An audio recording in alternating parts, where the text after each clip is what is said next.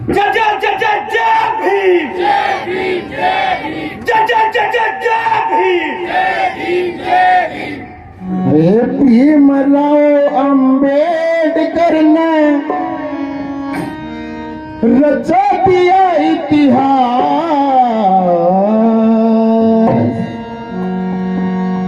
हे भीमराव अंबेडकर ने रचा दिया इतिहास। भाई मान मेरी बात, हे जी मान मेरी बात। भीमराव अंबेडकर ने रचा दिया इतिहास। भाई मान मेरी बात, भाई मान मेरी बात। भारत पर मैं पढ़ने गया, मैं कोना पढ़न बिठाया, कोना पढ़न बिठाया। भारत पर मैं पढ़ने गया, मैं कोना पढ़न बिठाया, भाई कोना पढ़न बिठाया।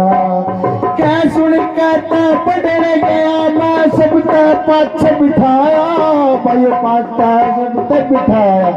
क्या इसका अगर तो मतलब निकालोगे तो सही होगा, क्योंकि पहले जमाने में क्या होता था कि पहले तो बात पढ़ने नहीं देते थे।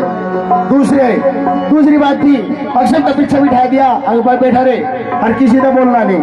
क्या लोगों नाए कहर गुजारो, तिया कुख दे विच ना मारो। सदा सदा मापिया दे घर दी खैर मनोदिया ने। पुत विंड होण जमीना तिया दुख विंड होंदिया ने। पुत विंड होण जमीना तिया दुख विंड होंदिया ने। नमस्कार, मैं रविंदर सरपंच और आज हम पहुंचे हैं सीएम सिटी करनाल के गांव बरसत में, जहां पर आज डॉक्टर BR अम्बेडकर शिक्षा प्रचार प्रसार समिति द्वारा भारत रत्न भीमराव अम्बेडकर जी के 131वें जन्म दिवस पर अम्बेडकर भवन का उद्घाटन समारोह रखा गया, जिसमें हरियाणा भर से गायक, सामाजिक कार्यकर्ता, अधिकारी, विचार प्रचारक पहुंचे और जिसमें घरोंडा ब्लॉक के विधायक हरविंदर कल्याण जी भी मौजूद रहे और जिन्होंने कहा कि हम भी बाबा भीमराव अम्बेडकर जी के विचारों पर कार्य कर रहे हैं। और समस्त ग्रामवासियों ने इस कार्यक्रम में पहुंचकर कार्यक्रम की शोभा बढ़ाई और अंत में अमित जी ने इस कार्यक्रम में उपस्थित सभी अतिथियों और ग्रामवासियों का धन्यवाद किया। और आज शिक्षा समिति के जिला अध्यक्ष कार्यरत हैं और आप लोगों के लिए बड़ी खुशी की बात है कि किसी भी समाज का कोई भी साथी, किसी भी समाज का कोई भी बच्चा अगर डॉक्टर BR अम्बेडकर शिक्षा प्रचार प्रसार समिति के पास पहुंचता है तो बिना किसी पार्शलिटी के, बिना कोई जात पात पूछे हम उस बच्चे को आगे बढ़ाने का काम करेंगे। 12 जिलों के अंदर अगर किसी बच्चे को कोई किसी तरह की दिक्कत आती है तो हमारी टीम का नंबर लेकर उस जिले में जा सकता है। उसके रहने के लिए उसको टेस्ट देने हैं। कोई ऐसे आजकल जैसे सिस्टम है कि किसी जिले में बच्चे का पेपर आ गया, किसी का किसी जिले में आ गया है, तो हमारा जो साथी है, पदाधिकारी है, वो उसका हर संभव जो भी है उसकी सहायता करेगा, उसको सहयोग करेगा। इसके अलावा शिक्षा समिति के जो कुछ सामाजिक कार्य हैं वो हमने फ्लैक्स के माध्यम से भी दिखाने की कोशिश की है कि चाहे समाज पर किसी भी तरह की कोई दिक्कत आई है, चाहे वो कोरोना काल रहा हो, चाहे वो कोई अन्य कोई कार्यक्रम रहा हो, बाबा साहब की जयंती रही हो, वाल्मीकि जी की जयंती रही हो या कोई अन्य महापुरुषों का सम्मेलन रहा हो, वहां शिक्षा समिति की टीम पहुंचती है। हमारी शिक्षा समिति की टीम आज पूर्णतः रजिस्टर्ड है, वैलिड है। हम बहुत ही जल्द बहन जी से आदेश लेकर आइडेंटिटी कार्ड और नियुक्ति पत्र जारी करने का काम करेंगे, ताकि अगर हमारा कोई भी पदाधिकारी किसी भी मामले में थाने में जाता है, किसी तहसील में जाता है, किसी हॉस्पिटल में जाता है और अगर वहां पर बैठा हुआ कोई भी अधिकारी हमारे संस्था के जो पदाधिकारी हैं उनके साथ किसी तरह का मिसबिहेव करता है, तो हम ये कतई बर्दाश्त नहीं करेंगे और उसके खिलाफ कार्रवाई की पूरी मांग करेंगे। मैं सभी साथियों को बताना चाहूंगा कि रजिस्ट्रेशन के बाद समिति का बहन जी पैन कार्ड भी इशू हो चुका है। पैन कार्ड के बाद हमारा SBI में अकाउंट खोलने की जो प्रक्रिया है वो अभी जारी है। विधायक जी ने हमें पूर्णतः आश्वासन दिया है कि भाई आप लोग इसके जो निर्माण कार्य शुरू करें और सरकार की तरफ से जितनी भी मदद होगी वो उससे बढ़कर मदद करेंगे, तो आप लोगों का भवन बड़ी जल्दी बनकर तैयार हो जाएगा। साथियों, शिक्षा समिति ने एक अहम कदम और उठाया है कि जैसा कि आज टेक्नोलॉजी का युग है, आज सभी बच्चों के हाथ में मोबाइल है। शिक्षा समिति ने समिति की वेबसाइट जारी करके जो कोई भी बच्चा किसी तरह की समिति से मदद चाहता है या समिति की मदद करना चाहता है, जो कोई भी कर्मचारी ऑफिसर चाहे उसका डिपार्टमेंट कोई भी हो, वो समिति के साथ जुड़ना चाहता है, तो वो समिति की वेबसाइट पे जाकर वहां पर पेज खुलेगा और वो पेज में अपनी सारी पर्टिकुलर सबमिट करके हमारे पास उसी वक्त मेल आ जाएगी। इससे बहन जी इंजीनियर साहब जो है हमारी बिंदु जी हैं, ये उन्हीं की योजना थी, उन्हीं से सलाह करके हमने ये कार्य संपन्न किया है, क्योंकि बहन जी टेक्नोलॉजी को अच्छी तरह से समझती हैं, कि इंजीनियर हैं। अब हमें सर्वे करने में ज्यादा समय और पैसा बर्बाद करने की जरूरत नहीं पड़ेगी मचल साहब। हमें सिर्फ अपने ग्रुप्स के अंदर एडवर्टाइजमेंट्स, यूट्यूब चैनल्स के अंदर हमने एडवर्टाइजमेंट देनी है कि ये हमारा लॉगिन है, ये हमारी आईडी है, और बच्चा घर बैठा बैठा कमेंट बॉक्स उसमें है जिसके अंदर हिंदी और इंग्लिश में अपना कमेंट देने का प्रोविजन रहेगा। वो ये बात डाल सकता है कमेंट में कि मैं किस वजह से पढ़ाई छोड़ रहा हूं और क्या मेरे को पढ़ाई की दिक्कत आ रही है। शिक्षा समिति की पूरी टीम उसके साथ खड़ी हो जाएगी और इस तरह से जो भी हमारे कमजोर वर्ग के बच्चे हैं उनको आगे बढ़ाने का काम करेगी। ये सिर्फ और सिर्फ बाबा साहब के बताए हुए रास्ते पे चल के शिक्षा को एक अच्छा रूप दे करके अपने बच्चों को पढ़ा लिखा करके और अपने आप को समर्पित कर करके इस बाबा साहब के मिशन के अंदर हम समाज को एक अच्छी नींव उसकी बना सकते हैं। अपने बच्चों का उज्जवल भविष्य हम यहाँ पे बना सकते हैं। दोस्तों, इन्हीं शब्दों के साथ मैं एक बार फिर से आप सबका अपने दिल की गहराइयों से निवेदन करता हूँ आपसे कि आप बाबा साहब के बताए हुए रास्ते पे अपने बच्चों को चलाएं, अपने बच्चों को पढ़ाएं लिखाएं, उनको इस योग्य बनाएं कि वो आने वाले अपने भविष्य के लिए उसका एक ब्राइट फ्यूचर बने। जय भीम, जय भारत, जय। हमें कहा था संगठित रहो, शिक्षित बनो, संघर्ष करो। ये 3 गुण अपनाते हुए आज हम तरक्की की जिस राह पर हैं उसी पर चलते रहें। और जो साथी पीछे छूट गए हैं किसी कारणवश, आर्थिक कमजोरी की वजह से या किसी और कारण से, उनका सहयोग करें, उनकी बाजू पकड़ें और उनको अपने साथ चलने का अवसर दें। मैं सभी से ये निवेदन करता हूँ और साथ ही जो हमारा शिक्षित वर्ग है उससे भी निवेदन करता हूँ कि वो समय निकालकर अपने उस क्षेत्र में जो पिछड़ गया है, अपने उन भाइयों से जो पीछे रह गए हैं, उनसे जरूर संपर्क करें ताकि उनको भी इस समाज में सर उठाकर चलने का अवसर मिल सके।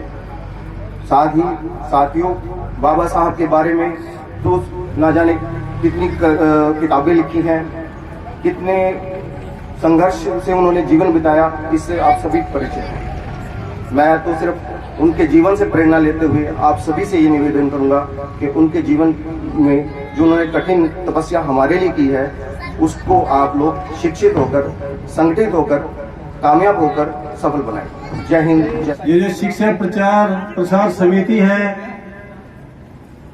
भाई अमित जी, मास्टर संजय कुमार जी और जो भी हमारे साथी प्रत्यक्ष या अप्रत्यक्ष रूप में इस काम के लिए लगे हुए हैं, सभी बधाई के पात्र हैं। हमारे बाबा साहब ने जब उनके हाथ में कलम आई, उन्होंने उनके सदुपयोग करके 1 सेकंड भी गंवाए बिना हमारे समाज के लिए वो कर दिया, वो आप सबके सामने। महात्मा ज्योतिबा फुले, उनकी जो वाइफ थी सावित्रीबाई फुले, प्रथम महिला थी जो महात्मा ज्योतिबा फुले ने अपने आप उनको पढ़ाया, अपना स्कूल बनाया और क्या क्या कष्ट उन्होंने झेले।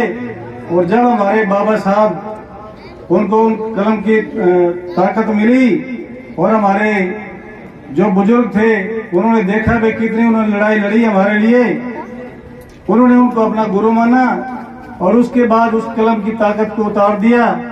और मैं उन भाइयों को, कोई यहाँ भी कोई बैठा हो तो बुरा मानने की आवश्यकता नहीं है, क्योंकि सच क्या है कि मेरी आदत है। हम धन्यवाद किसका करते हैं? हम कांग्रेस पार्टी से हैं, बीजेपी पार्टी से हैं, हम फलानी पार्टी से हैं, हमें उस पार्टी ने टिकट दी दिया, धन्यवाद फलाने का, धन्यवाद फलाने का। लेकिन उसके पीछे जाके देखो, हमें ये जो रिजर्वेशन दिया, जो आरक्षण का अधिकार दिया, किसने दिया है? हमारे बाबा साहब भीमराव अंबेडकर ने दिया है, और उसकी वजह से उनकी मजबूरी हो जाती है हमें टिकट देना। आज एमएलए एमपी, चलो मेरी तो लाइन भी ऐसी है, पत्रकारिता लाइन है, आज एमएलए एमपी एमसी जो भी है, आप देखें अपने आसपास, बिना रिजर्वेशन के कोटे से कितने हमारे भाई आगे बढ़े हैं। आप देखना, आप सोचना इस चीज को। हम यहाँ परिषद गांव में खड़े हैं, और ये मेरा सौभाग्य है, ये मेरा गांव भी है। अब मैं पानीपत रहता हूँ कम से कम 30 साल से। आज तक हमारे गांव में, जब से गांव बना है, कोई SC BC का कोई सरपंच यहाँ पे आज तक नहीं बढ़ पाया। कारण क्योंकि यहाँ पे रिजर्वेशन का कोई चक्कर आया नहीं, भाई रिजर्व सीट हो जाएगी और कोई सरपंच यहाँ बना नहीं। तो बहुत गहरी सोच है, छोटी सी बात है ये। मतलब हमें जो मान सम्मान मिला, हमारे जो भगवान है बाबा साहब भीमराव अंबेडकर हैं, जिन्होंने हमें उस कलम के माध्यम से ये ताकत दे दी, ये लिख के दे दिया भाई मेरे ये साथी ये पार्लियामेंट में जाएंगे, ये विधानसभा में जाएंगे, ये मेरे साथी अगर वो निगम में तो काउंसिल बढ़ के जाएंगे और अपने अपने भाइयों की आवाज उठाएंगे। मैं तो निवेदन करता हूं उन भाइयों से जिनको ये ताकत मिली है, भाई जैसे हमारे बाबा साहब ने लेखने की ताकत मिलने के बाद उस लेखने की ताकत का अपने समाज के लिए सही दिशा में इस्तेमाल कर दिया, इसी तरह से आपको जो ताकत मिलती है आप भी उसका इस्तेमाल अपने समाज के लिए कर दोगे। तो मेरे ख्याल में जो आज तक हम फला बाबा साहब के दिए हुए का खा रहे, 131वां उनका जन्मदिन है, आप सब बधाई के पात्र हैं। तो आपका जो भी आपकी ताकत है, आपकी आने वाली जनरेशन आपका भी फायदा उठा सकेगी। यही कहना चाह रहा हूँ कि अपने बच्चों को पढ़ाइए, एक रोटी कम खाइए, अपने बच्चों को जरूर पढ़ाइए। और वैसे ही बाबा साहब ने हमारे लिए बहुत तपस्या की है, आज हम इस जगह पे पहुंचे हैं, नहीं तो हमें आपको पता ही है लोग कैसे समझते हैं।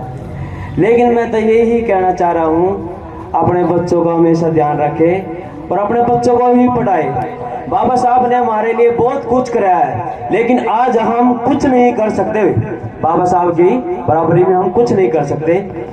लेकिन बाबा साहब के विचारधारा से चलो और बाबा साहब के ही सिस्टम से चलो। बच्चों को हम पढ़ाई के साथ साथ अच्छे संस्कार देने का काम करें। जीवन में अच्छा और बुरा क्या है उसका फर्क बच्चों को पता होना चाहिए, ताकि वो उन बुराइयों से दूर रहकर खुद को एक अच्छा इंसान साबित करते हुए देश की तरक्की में अपना योगदान सुनिश्चित करें। इन्हीं शब्दों के साथ मैं अपनी बात को समाप्त करते हुए दोबारा आपका आभार व्यक्त करता हूं। आप सब मुझे हमेशा किसी भी रूप में किसी भी कार्यक्रम में बहुत मान सम्मान देते हैं, मैं हमेशा आपका आभारी रहूंगा। बहुत बहुत धन्यवाद। क्या कहोगे मैम जो आज यहाँ शामिल हुए आप? आज यहाँ पर डॉक्टर भीमराव अंबेडकर शिक्षा प्रचार प्रसार समिति के द्वारा यहाँ पर भवन निर्माण के लिए भूमि पूजन किया गया है, जो अंबेडकर भवन के लिए जो सर समाज के लिए बनाया जाएगा, जिसमें हर समाज का व्यक्ति आकर यहाँ पर अपना कोई सम्मेलन, कोई प्रेस कॉन्फ्रेंस या फिर कोई छोटा मोटा समारोह या फिर बच्चों के लिए लाइब्रेरी बनाई जाएगी जो बच्चों के लिए शिक्षा के लिए कार्य करेंगे। तो इस प्रोग्राम में आके मैं यही कहूँगी, एक बहुत अच्छा कदम है अमित जी का, जो उन्होंने यहाँ पर एक भवन निर्माण करने की वो करी है, उसके लिए मैं उनका धन्यवाद करती हूँ कि उन्होंने हमें आमंत्रित किया और यहाँ पर बुलाया। मैम जो ये गांव है बरसत गांव, इसके आसपास कई गांव है काफ़ी, डेरा प्रेमनगर है, संजय नगर है, वहाँ पे बहुत से ऐसे पिछड़े वर्ग है जहाँ पर बच्चे शिक्षित नहीं हो पाते पढ़ाई को लेकर हो, और उनके अंदर काफ़ी ज़्यादा टैलेंट है, जैसे सिंगिंग को लेकर हो, वो काफ़ी आगे तक गए हैं, आर्ट एंड क्राफ्ट का हो, उनके अंदर काफ़ी ऐसा टैलेंट, लेकिन वो अपने टैलेंट को बाहर नहीं निकाल पाते। तो क्या ये भवन जो अंबेडकर भवन है या फिर ये डॉक्टर BR अम्बेडकर शिक्षा प्रचार समिति है, उनकी किस प्रकार से मदद कर सकती है? ये जो डॉक्टर BR अम्बेडकर शिक्षा प्रचार समिति बनाई है, ये बनाई ही इसलिए गई है क्योंकि आज तक बहुत सारे संगठन ऐसे बने हैं जिन्होंने सिर्फ मीटिंगें करी, स्टेज पर भाषण दिया और घर चले गए। एक्चुअल में ग्राउंड में जहाँ पर काम करने की जरूरत है जिन बच्चों के लिए, उनके लिए किसी ने काम नहीं किया। जो संपन्न है, समृद्ध है, जिनके पास सभी सुविधाएं संसाधन हैं, उनके बच्चों के लिए काम करना, आवाज उठाना, ये कोई बड़ी बात नहीं है, ये तो वो खुद भी कर सकते हैं क्योंकि वो इस लायक बन चुके हैं। हमें एक्चुअल में काम करने के लिए, जैसे आपने बताया, जिन बच्चों के पास संसाधन नहीं है और वो बहुत टैलेंटेड है, क्योंकि भगवान किसी को भी टैलेंट देने से पहले ये नहीं सोचता कि वो अमीर है या गरीब है, वो सबके अंदर बराबरी का हुनर देता है, लेकिन उस हुनर को तराशने की जरूरत है। और जो ये समिति है ये वही काम करेगी, उन्हीं बच्चों के लिए काम करेगी जिनको एक्चुअल में उसकी जरूरत है। क्या कारण है मैम आज़ादी के 75 वर्ष बाद भी दलितों का अनदेखा किया जाता है? दलितों का अनदेखा किया जाना, अब ये आप किसी से भी छुपी हुई बात नहीं है कि उसका मेन कारण क्या है। इसके कहीं ना कहीं जिम्मेदार हमारे जैसे लोग ही हैं जो अपने समाज के जिन बच्चों को एक्चुअल में ज़रूरत होती है उस रिजर्वेशन की, उन सुविधाओं की जो सरकार देती है हमें, लेकिन उनका फ़ायदा उन तक नहीं पहुंचने दिया जाता। हमारे जैसे, मैं अपने से ही कहूँ कि मेरे जैसे बच्चे ही जो उस लेवल पे हैं कि वो खुद अपने आप पढ़ाई करके उस रिजर्वेशन के बिना भी उन सीटों को हासिल कर सकते हैं, लेकिन हमारे सामने एक वो वैसाखी सी पकड़ा दी गई है जो हमारी सोच में है कि हमारे पास रिजर्वेशन है और हम उसका फ़ायदा उठाएंगे। तो मैं 75% ला के उस रिजर्वेशन का फ़ायदा उठाती हूँ, तो मैं क्या थोड़ी और मेहनत करके 80% में क्या जनरल के साथ फाइट नहीं कर सकती? उन बच्चों को ज़रूरत है जिनके माँ बाप सारा दिन कूड़ा चुगते हैं, झाड़ू मारते हैं, मैला उठाते हैं, सीवर्स में सफाई करते हैं। उन बच्चे अगर वो 60% लेते हैं तो मैं कहती हूँ कि असल में रिजर्वेशन की ज़रूरत उनके लिए है। हमारे समाज के ही, हमारे जैसे ही लोग उन बच्चों का हक मारते हैं, और इसलिए मेरी ये बात हमारे समाज के लोगों को बहुत कड़वी लगती है। वो मुझे अपने सम्मेलन में बुलाना भी बंद कर देते हैं कि ये हमारे बच्चों की जगह छीनने की बात करती है। लेकिन बाबा साहब ने यही कहा था कि ये रिजर्वेशन कुछ समय के लिए है, जब तक हमारा स्टार्टिंग पॉइंट एक नहीं हो जाता। आज मैं इस लायक हूँ कि मैं अपने बच्चों को वो स्टार्टिंग पॉइंट दे चुकी हूँ। मैं यही हमारे समाज, आप लोगों के चैनल के माध्यम से यही कहना चाहूँगी, जो हमारे समाज के समृद्ध लोग हैं, कि अगर हम उस स्टार्टिंग लाइन पे पहुँच गए तो जो हमसे पीछे है उनको भी स्टार्टिंग लाइन पे आने दीजिए। अगर हमें उनके हक छीनते रहेंगे तो हम उन लोगों को क्या दोष दें जो दर पीढ़ी से चलता आ रहा है बहुत पुराने समाज से, कि वो हमारा हक छीन रहे हैं। और आज हम क्या कर रहे हैं?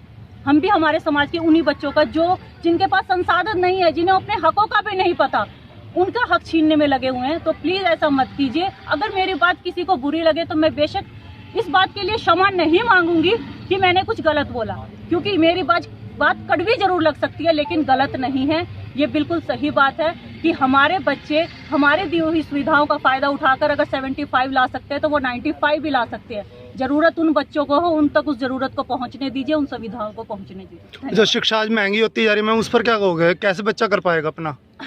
ये तो सर आप मुझसे अच्छा तो अगर गवर्नमेंट से पूछे तो ज़्यादा बेटर रहेगा। सिर्फ नारा देने से नहीं, आपने अभी आरक्षण के ऊपर कहा ना कि बाबा साहब ने कहा था कुछ समय के लिए जब आप सही हो जाते हो, मजबूत हो जाते हो तो छोड़ देना चाहिए। हाँ जी, तो मैं यही कहना चाहूँगी कि सरकार को अपने सरकारी स्कूलों को भी ठीक करना चाहिए। रिजर्वेशन की बात बड़े कॉलेजेस तक जाती है, बड़े जहाँ तक एजुकेशन के बड़े कॉलेज है, वो MBBS हो, लॉ कॉलेज हो, इंजीनियरिंग कॉलेज हो, वहाँ पर जाकर आती है। लेकिन जो बेसिक एजुकेशन है जो हमारे सरकारी स्कूलों में हमारे बच्चों को मिलनी चाहिए, एक झाड़ू मारने वाले का बच्चा, एक मैला उठाने वाले का, सब्जी बेचने वाले का, रिक्शा चलाने का वाले का बच्चा, क्या सरकारी स्कूल में पढ़ने का आपको लगता है कि आप अपने बच्चे को सरकारी स्कूल में पढ़ाओगे? मैं हमारे बच्चे को सरकारी स्कूल में नहीं पढ़ाऊंगी। क्यों?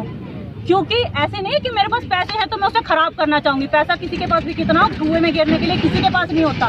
लेकिन हमारी मजबूरी है, हमारे सरकारी स्कूलों में वो सुविधाएं नहीं है कि हमारे बच्चों को हम सरकारी स्कूलों में पढ़ाएं। अगर गवर्नमेंट सरकारी स्कूलों को इतना अच्छा बनाती है कि हमें, तो हम क्यों अपने बच्चों को प्राइवेट स्कूलों में भेजेंगे? वो सारी सुविधाएं अगर हमें सरकारी स्कूल में मिलेगी, हर एक बच्चे को सरकारी स्कूल में मिलेगी, तो मुझे नहीं लगता उन बच्चों को भी रिजर्वेशन की जरूरत पड़ेगी या किसी और चीज़ की जरूरत पड़ेगी। क्योंकि मैंने आपको पहले भी कहा, हुनर कभी भी अमीरी गरीबी देखकर नहीं आता, बस हुनर को तराशने की जरूरत है। और वो तराशना कहाँ होता है? मेरे जैसे लोग, अमित भाई जैसे लोग हर घर में, हर गली में नहीं जा सकते हैं। वहाँ पर हर सरकारी स्कूल में अगर उनको अच्छे टीचर, अच्छी शिक्षा मिले, उनके हुनर को तराशा जाए, तो शायद वो बच्चे भी बहुत आगे तक जा सकते हैं। अम्बेडकर भवन का उद्घाटन समारोह रखा गया। आज जो डॉक्टर BR अम्बेडकर शिक्षा प्रचार समिति है, उसने एक सराहनीय कदम उठाया। बरसत के अंदर जो अम्बेडकर भवन बन रहा है, हम अमित भाई को इसकी बधाई देते हैं, ये बधाई के पात्र भी है। और मैं बहुत से संगठनों में, बहुत सी संस्थाओं में काम करता हूँ, लेकिन मैं किसी भी संस्था या संगठन का लगा बंदा नहीं है। ना मैं झुक के काम करता, मैं ना रुक के काम करता हूँ, ना मैं डर के काम करता हूँ। मैं समाज के लिए निपक्ष होकर काम करता हूँ, चाहे वो दलितों पे अत्याचार की बात हो। और आज यहाँ शिक्षा प्रचार समिति का जो प्रोग्राम था वो शिक्षा की अगर हम बात करें तो हम एक ही संदेश देते हैं समाज के अंदर कि एक रोटी कम खाए, बच्चों को जरूर पढ़ाए। और यही हम कहना चाहते हैं कि शिक्षा सबसे बड़ा महत्वपूर्ण हमारे समाज में आज है।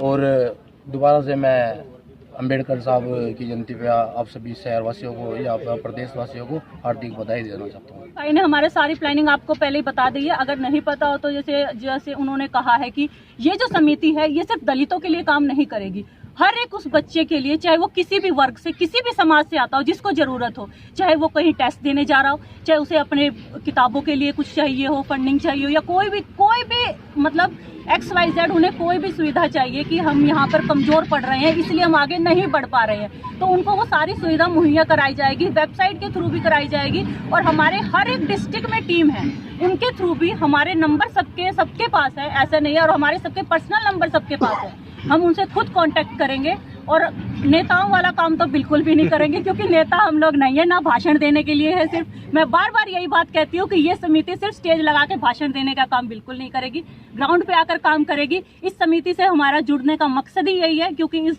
समिति ने हमें विश्वास दिलाया है कि ये ग्राउंड पर जाकर काम करेगी। आप जैसे अमित भाई ने प्रेमनगर के बच्चों से वहां को लेके आए, तो हमें बताया कि उन बच्चों ने क्या क्या किया है। मैं के सच में मेरे दिल को इतना छुआ है उन बच्चों ने, मैं उनके जितनी तारीफ करूं उतना ही कम है। और अमित भाई की भी कि उन्होंने इतना अच्छा काम करा, और इसी तरह आगे भी हर एक बच्चे तक पहुंचने की कोशिश करेंगे हम लोग। धन्यवाद। क्या कहोगे रेणु जी कि इंदू जी की बात पर आप कितने सहमत हो? मैं बिल्कुल सहमत हूँ, और मैं यही चाहती हूँ कि हम सब मिलकर संगठन में अच्छे से काम करें, और जो भी किसी भी समाज से जो भी बच्चा आगे आएगा उसका हमारी पूरी टीम मिलकर साथ देगी। और अपनी इस शिक्षा के अंदर जो बच्चा आगे बढ़ेगा वो किसी प्रकार से पीछे ना रहे, तो हमारी समिति मैडम ने जो कहा वो, और हमारे अमित भाई ने जो ये निर्णय लिया है, हम सब उसका स्वागत और धन्यवाद करते हैं। और ऐसे ही मिलजुल कर अपनी समिति को आगे बढ़ाएंगे और इसमें दिल और ईमानदारी से काम करेंगे। सर, सबसे पहले तो मैं आप लोगों का धन्यवाद करना चाहूँगा कि आप लोगों ने एक छोटे से गांव में आकर हमारे जो कार्यक्रम है इसको आप मीडिया तक या सरकार तक पहुंचाने का काम करोगे। मैं धन्यवाद करूंगा बहन जी का, बिंदु चौहान जी का, जो हमारे महिला प्रदेश अध्यक्ष हैं, बहन रेणु कल्याणी जी हमारे महिला सेल के जिला अध्यक्ष हैं करनाल के, भाई गौरव जी हमारे शहरी प्रधान हैं, भाई कमल जी हमारे जिला के CM सिटी के अपने जिला अध्यक्ष हैं शिक्षा समिति के। सर, इस शिक्षा समिति का जो ये गठन किया गया है, ये केवल और केवल जो अंतिम छोर पर बच्चा बैठा है या व्यक्ति बैठा है उसको मुख्य धारे में जोड़ने के लिए किया गया है। हम शिक्षा के क्षेत्र में, रोजगार के क्षेत्र में या बच्चों के भविष्य के बारे में जो भी उचित कदम उठाए जाएंगे, हम सब मिलकर, हमारी जो पूरी टीम खड़ी है, केवल अमित से या केवल बिंदु जी से या केवल रेणु जी से काम नहीं चलेगा। इसमें मैं निवेदन करूंगा कि पेरेंट्स से भी कि वो शिक्षा के महत्व को लेकर थोड़ा जागरूक हों। और मैंने जैसा कि बहन जी को बताया है कि यहाँ पर बरसत, जो कि एक बहुत बड़ा गढ़ माना जाता है राजनीति का भी और इंडस्ट्री का भी, यहाँ पर हमारी नाक के नीचे जो बच्चे हैं, छोटे छोटे बच्चे हैं, वो शिक्षा से वंचित रह रहे हैं। और हमारा अगला उद्देश्य ये है कि बरसत के अंदर आज जो हमने ये भवन का उद्घाटन समारोह रखा है, ये हमारा एक सेंट्रल जो है एक केंद्र बिंदु के रूप में काम करेगा। और अगले जितने भी हमारे हरियाणा के 22 जिले हैं, 22 के 22 जिलों में हम जो है एक छोटा सा कार्यालय अपना शिक्षा समिति का खोलने की इच्छा रखते हैं, चाहते हैं कि खुले, और वहाँ पर हमारे उस कार्यालय के अंदर वो एक शिक्षा का केंद्र बिंदु बने, जहाँ पर आम आदमी किसी भी वक्त आकर अपने बच्चों के भविष्य के बारे में या अपने बच्चों की पढ़ाई के बारे में किसी भी तरह की बातचीत खुले मन से कर सके। ऐसा हमारा। क्या सरकार की ओर से भी आपको कोई सहयोग मिला? सरकार की ओर से हमें इस तरह की कोई सहायता नहीं मिली है। बड़े ही तवज्जो की बात है कि सरकार बड़े बड़े उद्योगपतियों को बड़े बड़े काम करने के लिए लोन की फैसिलिटीज़ है या कोई सरकारी फैसिलिटीज़ हैं, लेकिन जब बच्चों के भविष्य की बात आती है तो सरकार की ऐसी पॉलिसी सामने आ जाती हैं कि हमारे पास तो ऐसा कोई प्रोविज़न ही नहीं है पढ़ाने। मुख्य अतिथि रविंद्र कल्याण जी थे, क्या कुछ देके गए? जी, कल्याण जी ने हमें पूरा आश्वासन दिया है कि आपकी रजिस्टर्ड संस्था है और भाई इसके बाद आप लोग हमारे से मिलें, और इसके बाद उन्होंने पूरा आश्वासन दिया है कि वो तन मन धन से हमारे साथ खड़े रहेंगे और सरकार से कोई ना कोई अच्छी ग्रांट हमें जरूर दिलवाएंगे, ताकि बरसत के अंदर ये अम्बेडकर भवन जल्दी ही तैयार हो सके और बाबा साहब का सपना हम साकार कर सकें। सर, देश के अंदर बहुत बड़ा तबका है जो संविधान को लेकर काम कर रहा है, लेकिन वहीं हम देखते हैं कि CBSE के जो 10th का सिलेबस है उसमें से बहुत से ऐसे चैप्टर है जो संविधान के थे उनको हटा दिया गया। तो सर, आप क्या कुछ कहना चाहोगे इसमें? मैं इस मामले में इतना कहना चाहूँगा कि हरियाणा प्रदेश को, हरियाणा के CM साहब को अपने पड़ोसी राज्य जैसा कि पंजाब में जब से सरकार आई है, नई सरकार आई है, मैं किसी सरकार का पक्षधर नहीं हूं, लेकिन अच्छे कदम कोई भी सरकार किसी भी देश में या किसी भी राज्य में उठाती है तो हमें उनकी प्रशंसा करनी चाहिए। जैसा कि एक पूरी धांधली प्राइवेट स्कूल्स ने चलाई हुई है कि एक पर्टिकुलर शॉप से ही हम दुकानें वो लेंगे, किताबें लेंगे, पर्टिकुलर शॉप से जो है हम वर्दी लेंगे, तो इसमें पेरेंट्स बड़ा असमंजस में आ जाता है। पता नहीं किस तरह से गरीब आदमी अपने बच्चों को पढ़ा रहा है, और ऊपर से ये जो एक तानाशाही मैं कहूँगा प्राइवेट स्कूल्स की, कि वो लगातार फीस भी बढ़ाने का जो एक जुल्म डाल रहे हैं माँ पेरेंट्स के ऊपर, और इसके ऊपर पूरा एक्शन होना चाहिए।